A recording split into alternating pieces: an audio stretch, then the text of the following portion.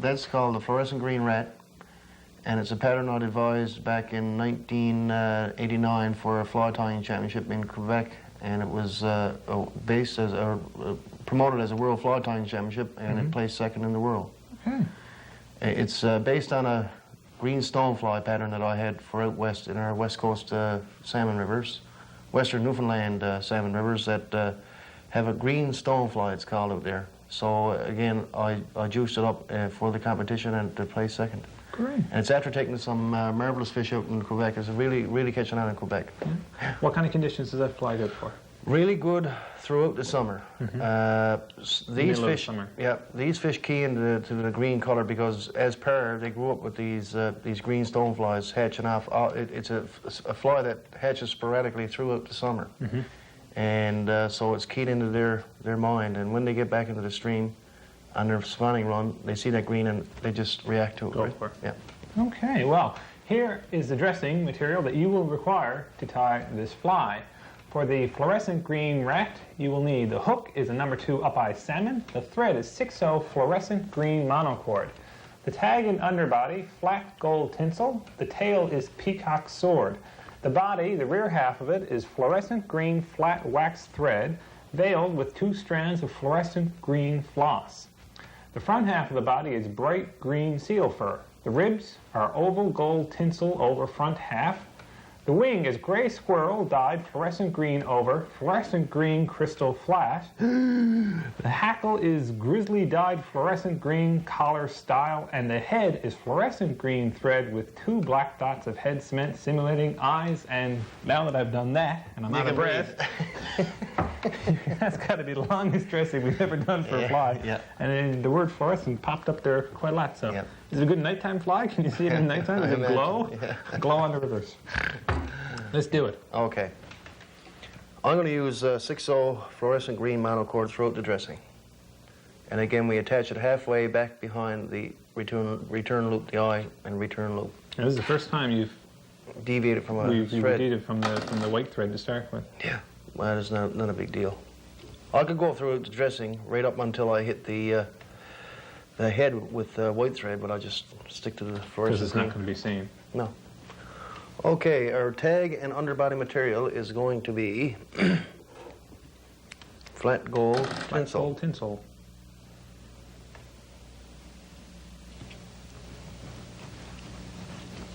Okay, we lock it in with 2 or 3 turns, and then we go right up with our lacquer, our head cement, right up through the back of the shank. Again, the reason why we do that is to make sure the thread and hook are bonded well together, you know. Nice tight turns to about the halfway mark, and then I'll wrap my gold tinsel down. Nice tight turns. When I wrap, I sort of let the tinsel slide off, and I'll wrap back up over. Now, why wouldn't you just start wrapping that right from the beginning? Because I don't need it. The fur portion, you're not going to see the hook shining through it, but this is why I put this down for the underbody too, you know? Okay. Okay, I'll make a few reps to tie it off, and I'll just work back with the thread towards the tag portion. So that will be the same principle as last week's fly, where you're going to be using a fine body over it. A light body, light colored floss. From the color of the black shank shining through. That's right. How perceptive. Wow. Now, this is called peacock sword. It's a very iridescent, bright material, and it's very shows well in the water. You know, catches the light really well. Now, again, we're going to go back so that it's not going to be quite back to the hook bend, as we do with all our tail materials, right? I wrap that in nice, close, tight turns and twist and unwrap, spin and untwist it. Now, I just wasn't too pleased with what I had just wrapped there, so I'll just go back and do it over.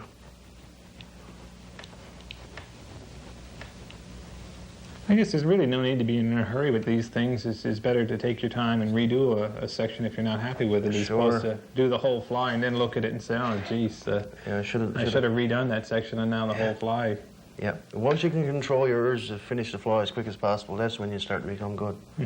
Our next material is, now we said flat wax thread in our dressing, which I use mostly. But again, as in the last show, I was given some of this Antron thread.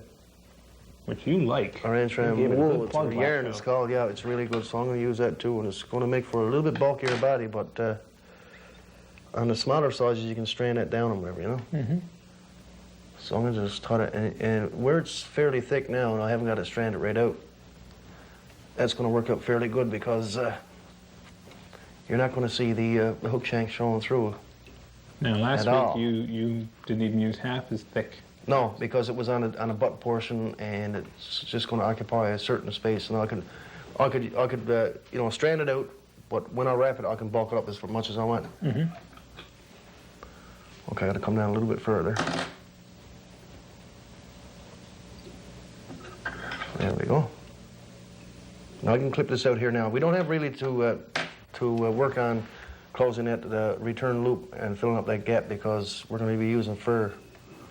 And the fur will, you won't see the hook return bump through the fur anyway, right? Okay. Take my word for it? I'll believe you right now, but I will keep my eyes open. Okay, as for any other material that we Later. use, body materials, whenever I put a base of lacquer down there again, right? Then bring it back over top. Yeah. Now I've got one strand that's not behaving, so I'll make it behave. There we go, lovely. What's the drying time of that lacquer? Because if you got to a certain section and wanted to haul a bit back and do it, will you get to a stage where it's going to end up being very difficult because the lacquer is starting to set? Yeah, as soon as you put it on, it becomes difficult to take off, but it's not too bad, I must say. Now, are you trying to get a taper here, or you want a Yeah. nice even body? Fairly even, but there is a little taper, a slight taper towards the front of the fly, right? Yes, Or the yes. front of that rear portion of the body. Now I'll tie it off at 3 or 4 turns, and I'll clip this out. We don't really need that in there. Again, to fill up that gap, right? It's secured fairly well there now. And what I'll do is go up to the front portion of the body, and I'll lay this over on top. Now again, what we called for was 2 strands of floss to go over the top. Now with this yarn, it's fairly well buffed up and it spreads very nicely. So that's going to be our veiling for the top half of the body instead of floss.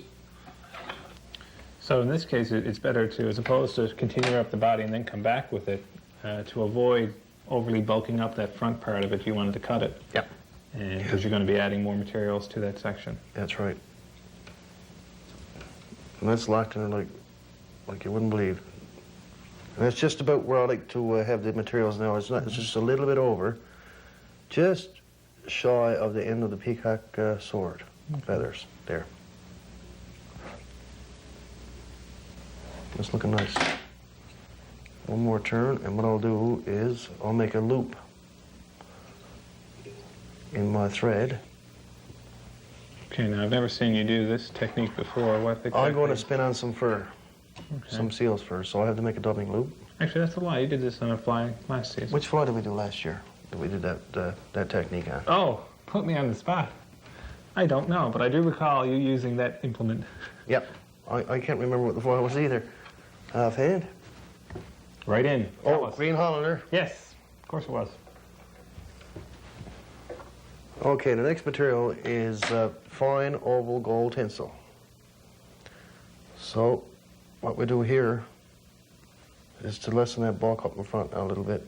I'll just remove some of the tinsel off and just expose the core.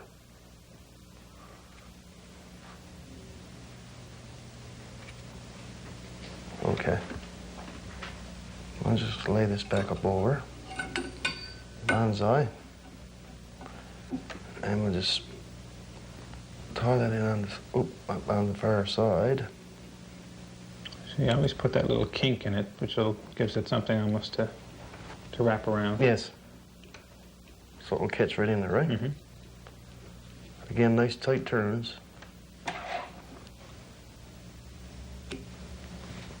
Okay.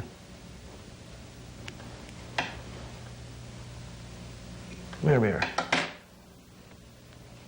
Okay, we come down just past the return loop.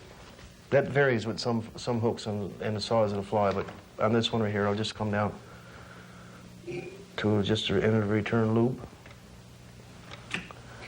And the next thing to do is get some wax. Now this is called Overton's Wonder Wax, which is not made anymore. So there's no sense giving them a plug because you can't get it. No, but there is a wax, a substitute wax on the market right now. And as soon as I find out the name of the stuff, I'll tell our viewers. But in the meantime, you can use beeswax, which is you can purchase at any sewing material store or whatever. Mm-hmm. Okay, with this stuff here, you just dab it on one side of the loop only. Okay.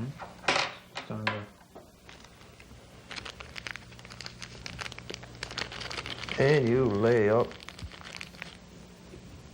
Now we're going to make a smooth dubbed body, so what we want to do is get those fibers in longitudinally. If we put it in sideways, what we would have is a very fuzzy body, and that has its place. Depending on the pattern you're tying. That's right, but not this particular pattern. Now, why only one side of the loop with the wax? Because we want to be able to spin it and let it move within that loop, right? Yeah. Okay. So one side holds it and the other side positions it. Yes. Okay. You keep spinning that loop, spinning that thread.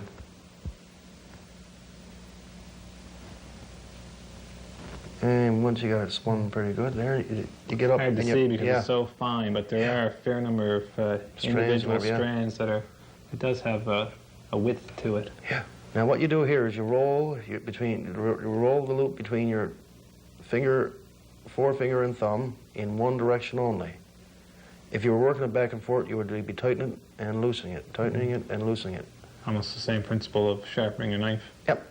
So you just roll it in one direction, and you're making a yarn out of it is what you're doing, right? Now, do you want an even or do you want a taper in this? Taper should be, again, extending from the body to the fore portion of the fly. It should be a nice taper, right? Mm-hmm. So you want it closest to, you want to narrow and then it... Narrow up by the tag material. And then widens out as it comes towards the head. Yeah, sure. When you get up around the front section, just before the return loop, you should decrease in size so it will let your wing lay down flat, but you can just strand it out a little bit. And I'll make one wrap up on top there.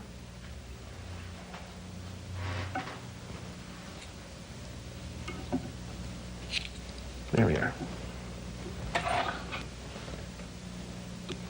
Now with this particular yarn that we got on the back portion of the fly, I'm going to tell you something right now. I can see on our screen that we don't need to put crystal flash in there. No. That is really bright, and you can see the glitter coming right off it, you know? Mm-hmm. So does that mean you won't put it in there, or...? Yeah, I guess I will. You could get away without using it. You can get away without using it. Yeah. 4 to 5 turns on the front. I'm not going to get all broke up if I don't get 5 in there, but looks like I will. But 4 to 5 is what I usually put on that front portion of the fly.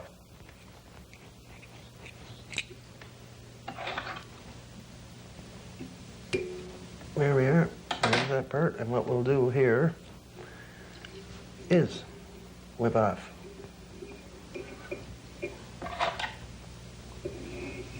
There we are. Okay. Well, now that we got that section whipped off, let's take a brief pause for our Loomis Fly Rods Tip of the Week.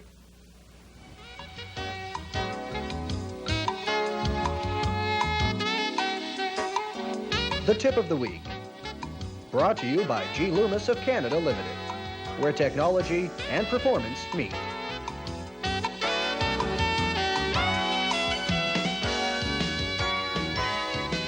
And the tip of the week for this week, week number 5, concerns what element of fly tying, Rob? Again, as last week, what we did, we built an underbody of flat tinsel so that the shank will not show through. Mm-hmm. That's most important on bodies, as we have here on fluorescent bodies, like the fluorescent green casa boom and flies such as that are used here in Newfoundland a lot. You should have an underbody of tinsel. Again, a lot of people used to use, say, white thread and lacquer it. But this way here is awful simpler, you know? If I could just reach in here, yeah, you can really see that there's not much to help out the covering that you have in here. And if you were a little, you know, with the fineness of that green thread, Yeah. you really would see the black body underneath. And I guess it would take Definitely. away from... You wouldn't get the glow of that particular pattern, you know?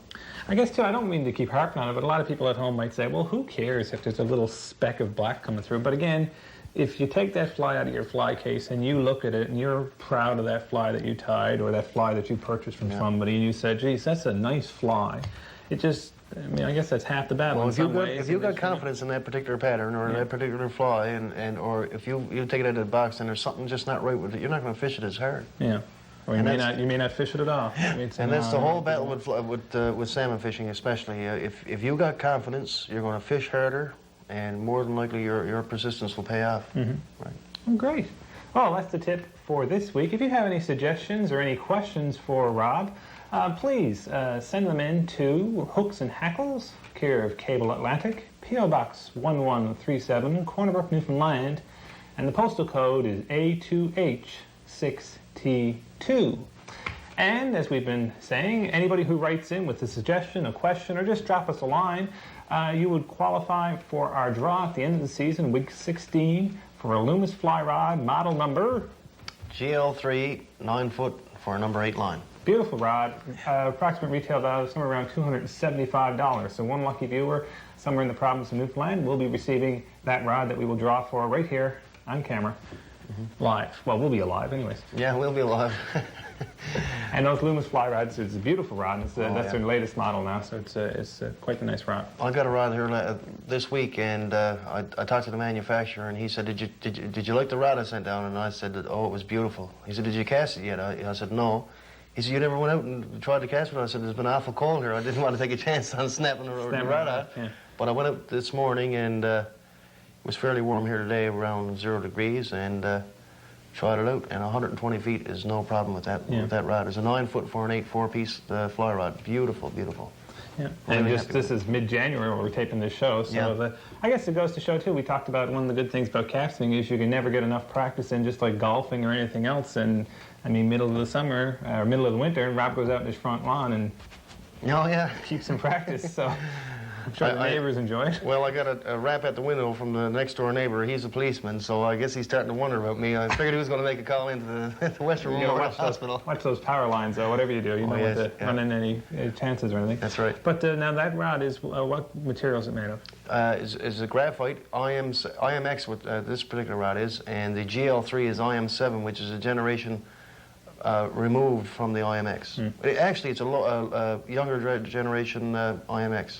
It's a beautiful rod. Yeah, a nice weight to it, good balance. Beautiful. Beautiful. Okay, so there you go. Write us. Like I say, you don't even have to write us to ask a question or a tip or nothing. You can just drop us a postcard, and that will qualify you. Just write on it, care of Hooks and Hackles. Drop us a postcard here in Corner Brook, and that will put you into the big fishing basket for the draw at the end of the season. Sure. Now that we've digressed, let us move back to the art of fly tying.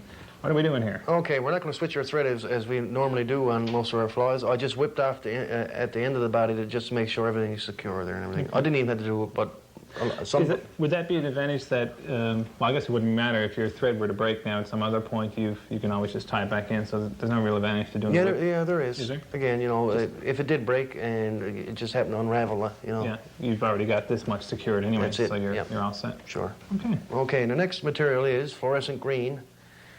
Crystal flash, but as in last show, I still haven't picked up any fluorescent green crystal flash, so we'll use yellow, which is fairly close to fluorescent green. Now, I'm going to show you another little technique for tying in and compensating for your headspace. And you can do this fairly easy with collared hackle flies. Now, I'll grab about 4 strands of this stuff, and when it's doubled over, it equals 8. And that's like just about right for what I like on my flies. Okay, what I'll do is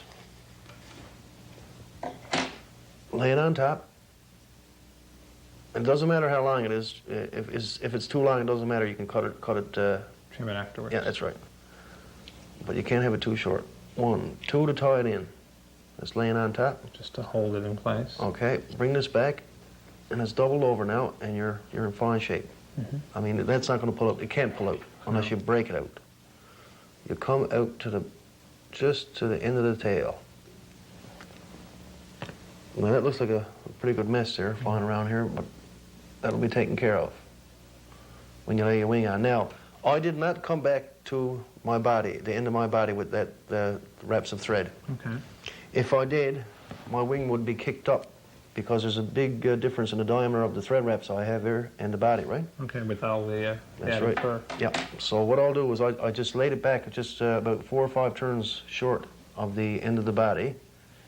So when I put my hair on, it's going to lay right on top of the hook shank, as did the orange puppy the last a couple of flies ago. Next material? Is fluorescent green, dyed fluorescent green gray squirrel tail. Okay. Now on our thing we said seal fur, but I guess anything is you can substitute back and forth. Oh no. Seal's fur was right here. Seal's fur was before. Yeah. Right. Now, we'll put this in our stacker again. We don't have to put a lot of squirrel tail in because we got a veiling and we've got crystal flash, so we don't have to get all torn up about putting a lot of squirrel tail wing in there, wing material. And that's another thing, you know, the more material you put in, the slower the sink rate of the fly, the less material you put in, the better it sinks, right? That's something to keep in mind with all your flies. Okay, we're going to come back to the end of the tail with our I guess is material. that one of the principles behind some dry flies being a lot bulkier? Is that they will sit better underwater? Bulky, sort of more easily seen by fish, and some of the materials you just can't get away with the bulk in a sense, like clipped deer hair. Awful hard to trim that down really fine, you know? Yeah. You're better off going to wool or fur if you want that desired result. Now, again, we're going to use a rule of thirds for our wing. I tell you that. What? That head cement's starting to get to me here. It did there 4 or 5 shows ago, too, I believe. Keep it down on your end of the table there. Okay, I got to back off on that. I'm not quite pleased with that. There we are. I guess that's another good reason for keeping the cap on it. Yep. Other than the fact that it dries out. Yep. Now you can lick the hair and make it behave, right? Mm-hmm. That's looking good again, huh? Jim Dandy. Yeah, that's looking real good. I guess the big thing with something like this, too, is everything's in proportions. Definitely. You know, you can't say, well, you make it, you know, so many centimeters because it depends on the size of your hook, and then everything comes in proportion to that. Proportions are one of the hardest things to instill in a beginning fly tyer. Mm-hmm. Better for him to stick to standard patterns and begin to learn the proportions, and he'll get better as he progresses. Okay, the next material is dyed fluorescent green grizzly saddle hackle. Do you dye these yourself? Yes, I did, yes. Yeah. What do you use for your dyes? Oh, I use aniline-based dyes. They're the best. Here we go, and we're going to double this hackle. Same technique as before? Yeah, our viewers have seen this technique before, so You'll I'll show it to them them again. Again, you put the hackle onto the root of the hackle stem, and then you twist it over. Hackle is the bad side facing you, and you just double it over. Stroke it, stroke it.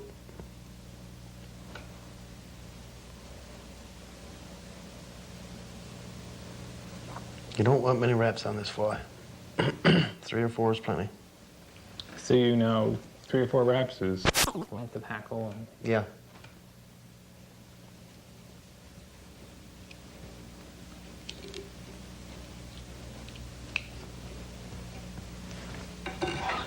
There we go.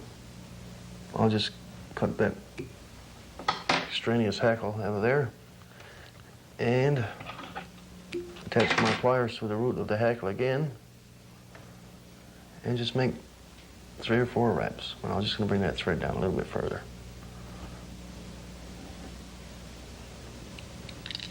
2,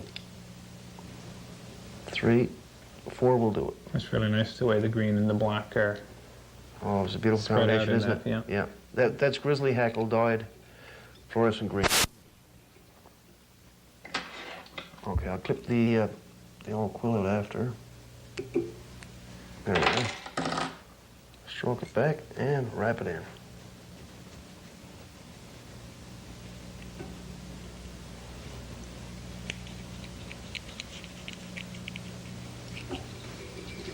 And we'll whip it off. Whip finish. 3, 4, 5, 6, 7. Now to finish off that fly, I'd do about 2 or 3 coats of clear cement, and then I'd just put 2 black eyes, one on each side of black head cement. Just paint it on almost. Paint it on, just simulating eyes, right? Yeah. Because the green stonefly that are in our rivers have 2 little black eyes.